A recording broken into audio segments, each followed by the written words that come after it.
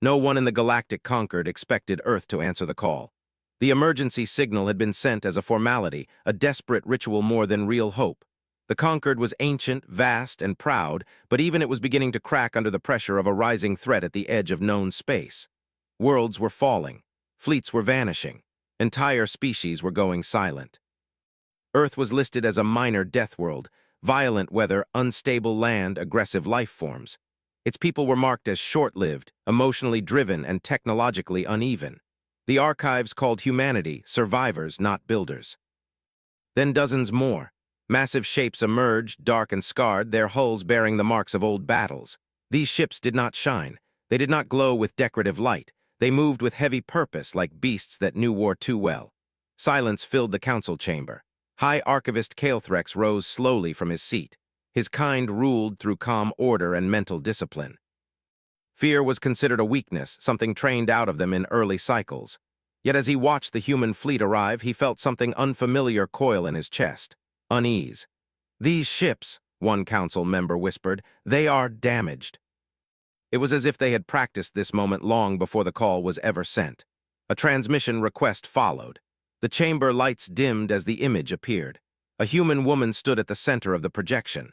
She wore a dark uniform, simple and worn, marked with symbols that carried no decoration, only meaning. Her hair was tied back tightly. Her face bore small scars, not hidden, not highlighted. Her eyes were steady, heavy with something the council could not name. "I am Commander Alara Vance of Earth," she said. Her voice was calm, firm, and controlled. "We received your distress signal." Humans were said to be chaotic, ruled by emotion, yet this one stood like a storm held behind walls. "You are aware," a council elder finally said, "that this conflict is beyond your scale." The balance of the chamber changed, as if the room itself recognized something ancient and dangerous standing among them. "You understand," the elder continued, "that your world would not survive direct engagement." After the transmission ended, debate erupted across the council. Many argued that humanity should be placed on the front lines. If Earth fell, it would buy time. If humans survived, they could be used again. Calethrex said nothing. He returned to the archives instead, drawn by a feeling he could not silence. He accessed records sealed for thousands of cycles. What he found disturbed him deeply. Humanity had been encountered once before. Long ago, an early version of the current enemy had reached Earth. It had failed. The records did not explain how, only that Earth became classified afterward. Watched, avoided, feared. Meanwhile, Alara stood alone on the bridge of her flagship, watching the distant stars. Around her, human officers worked in quiet coordination. There was no celebration, no pride, only readiness. She remembered Earth as it was scarred but alive. Oceans that raged, cities rebuilt after ruin, a world that never offered safety, only chances to endure. She had not wanted to come, but Earth had voted as one. "We survive together," they had said, "or not at all." Human forces were being assigned to the most dangerous sectors. High-risk zones, delaying actions, sacrifice points. She closed her eyes briefly, so that was the truth. They did not want allies, they wanted shields. Calethrex visited the human fleet under official duty. As liaison, he was meant to observe, to report, to ensure compliance. Yet the moment he stepped onto the human vessel, something in him shifted. The air felt different, heavy, charged. Humans moved with purpose, but there was something else beneath it, quiet awareness, like predators who had learned patience instead of hunger. They did not posture, they did not threaten, they simply were. Alara greeted him formally. There was no warmth, but no hostility.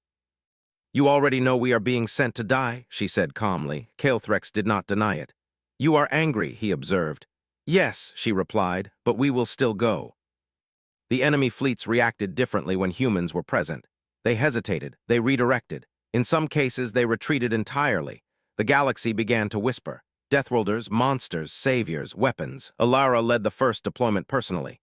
Human ships entered a region where no other species could survive for long. Radiation storms tore through space. Gravity twisted unpredictably. Human vessels endured. They adapted. They advanced. Calethrex watched the battle from afar, his thoughts unraveling. The humans did not fight with joy or cruelty. They fought with grim focus, protecting alien worlds that had already written them off. Then came the message that changed everything. A conquered intelligence channel leaked a classified directive. If the war turned hopeless, Earth was to be abandoned, erased from support routes, sacrificed fully. Kael'threx felt something break inside him. Across the stars, Alara stood before her crew, reading the same truth. No anger rose this time, only resolve. She straightened her shoulders. "Prepare all fleets," she said quietly. "We hold the line." Across the war table, glowing star maps showed the massive hostile fleet holding position, as if watching, waiting. The enemy ships were older than most known civilizations, shaped like broken crowns drifting through space. They did not send messages. They did not threaten. They observed.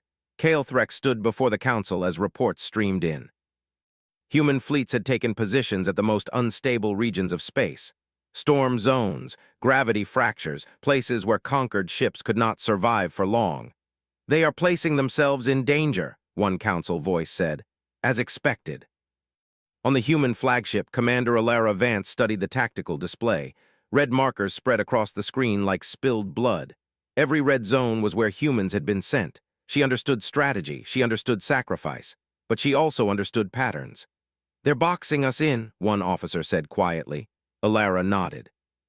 "They think if we fall first, they'll have time to escape. But not the way they expect." Damaged ships continued fighting even while burning, holding position so others could retreat. Kael'threx watched in stunned silence.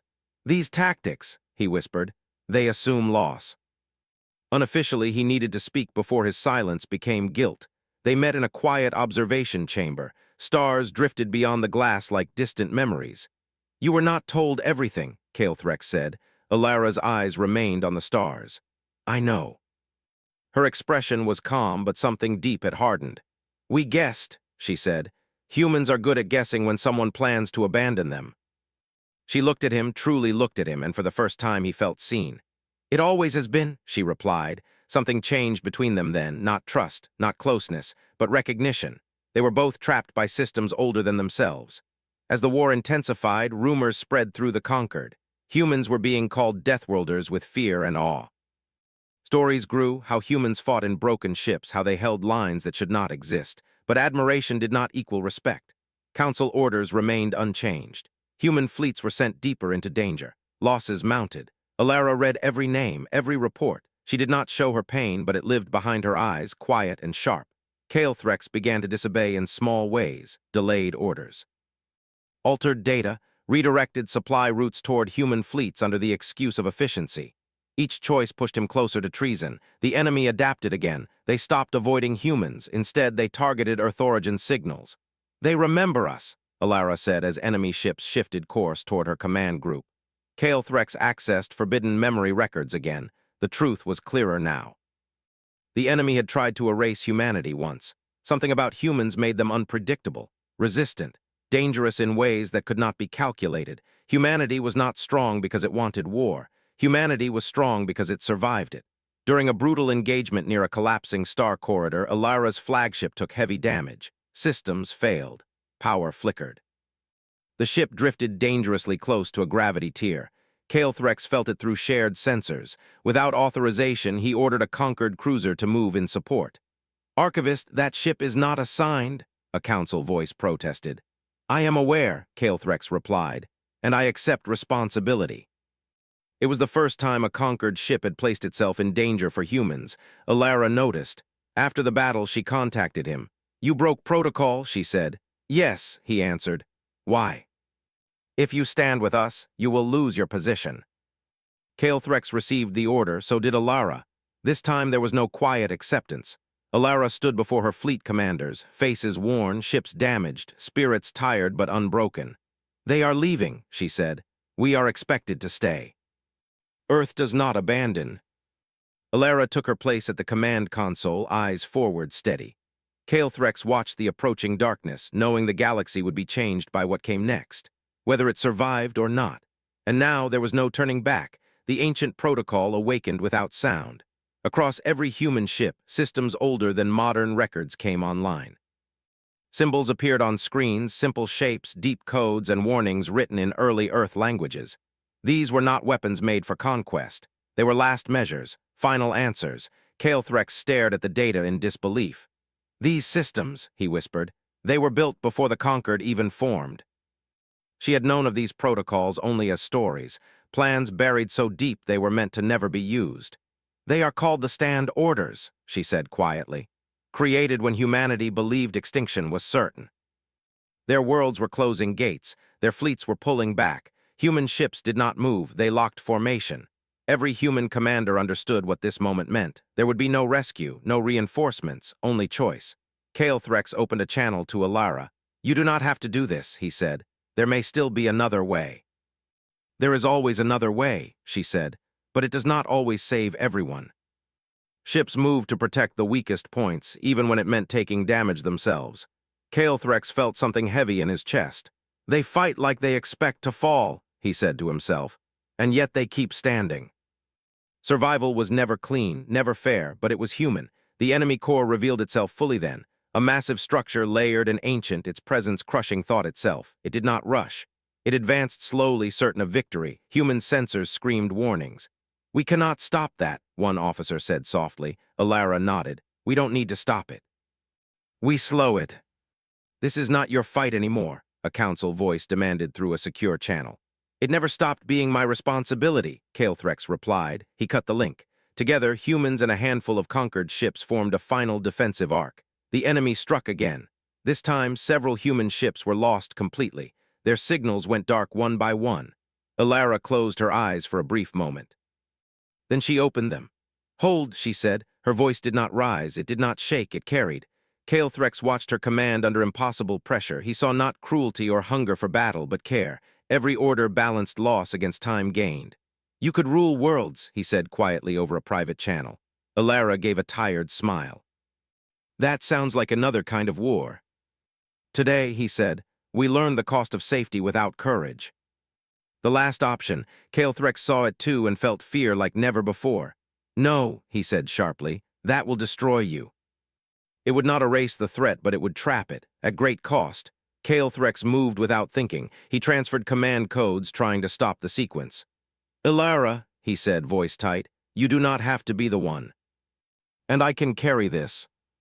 As the sequence reached final countdown, enemy pressure intensified. The space corridor began to fracture early. "We're running out of time," an officer shouted. Alara made the final call. "Begin collapse." Kael'threx lost Alara's signal. The battlefield went still. Sensors cleared slowly. The enemy advance had stopped. The galaxy was quiet, too quiet. Kael'threx stared at the empty space where the human fleet had stood.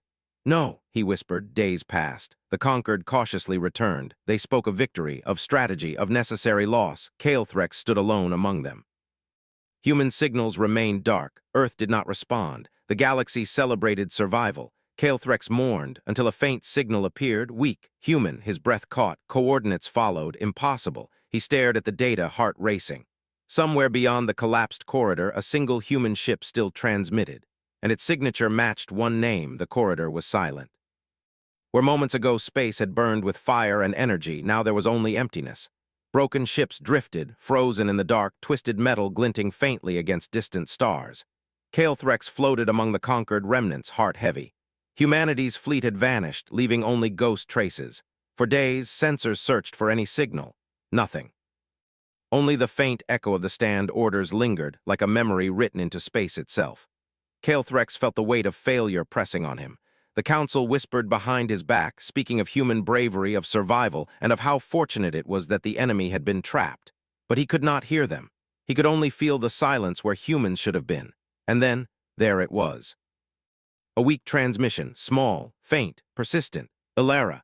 The signal was coming from the other side of the collapsed corridor, a place no ship should have survived. Kael'threx's sensors confirmed it. Not a fleet, not a squadron, just one vessel, battered, barely functional.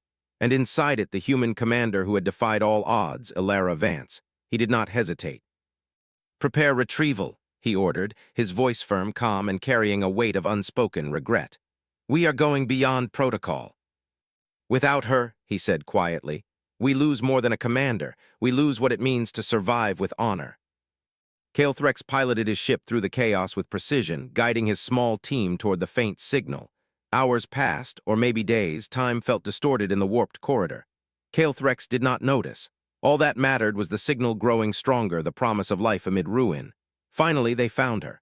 Alara's ship was intact, though battered. Fires burned in isolated sections. Systems flickered, life support was weak. Yet within the bridge she stood tall, calm, alert. Kael'Threx's heart thumped as he opened a secure channel. "Commander Vance," he said softly, "you are not alone anymore." Her voice was quiet, but carried the authority of someone who had seen the edge of destruction and chosen to stand. The conquered retrieval crew worked swiftly. Systems were patched, emergency energy flowed through her vessel, and for the first time in days, Alara allowed herself to exhale. When the final connection was made and the ship was stable, Kael'Threx approached her personally. No ceremonial words, no council oversight, just two beings standing amid the remnants of war. "You should not have come alone," he said. "I did not," she replied. "I had humanity with me, and now I have you." "You've changed the galaxy," he finally said. "And it nearly changed me," she admitted softly. The journey back through safer space was quiet. Humans and conquered alike began to rebuild what could be rebuilt. Worlds once abandoned were resupplied.